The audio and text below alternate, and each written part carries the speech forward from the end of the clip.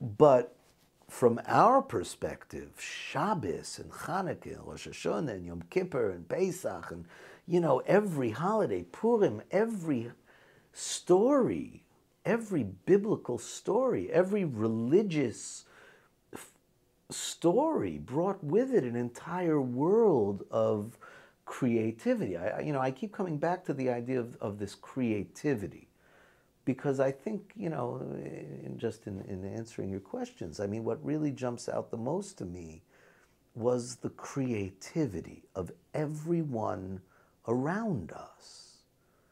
In Yiddish, it was a world of creation. And, I think part of that was a result of the experience of the Holocaust, where everything was dying and being killed. And so these people, or at least the ones who came out of that experience, were so entrenched and invested in rebirth and creating. So that really influenced my life, certainly, but everyone in our little enclave. The women, my mom and Malka Gottlieb and Sip Valetsky and Gela Fishman started their own little thing called Oifgang. And they were creating booklets and with artistic depictions and poetry that they were writing. Everyone was creating. Everyone was creative. Everyone was playing an instrument. Everyone was writing. Everyone was, I was acting. But everyone was doing something constantly. Mordechai Shechter was making a new Yiddish language.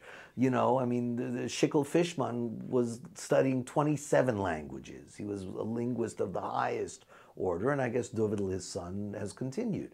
The Gottesman's Bella was a poet, and his father was a doctor, and he, of course, now, works at the Folvelts, and it's just this word, Josh Valetsky, Academy Awards and documentaries, the Gottliebs with the piano, Zalman with music, and Chana Malotic with music, and Yosel Malotic at the Arbeiter Ring. It was a world. All of these people were there, always around us. It was just Harold Ostroff and Bernie Zumoff, and just all these people were all there. And I was a kid, just growing up in the middle of it.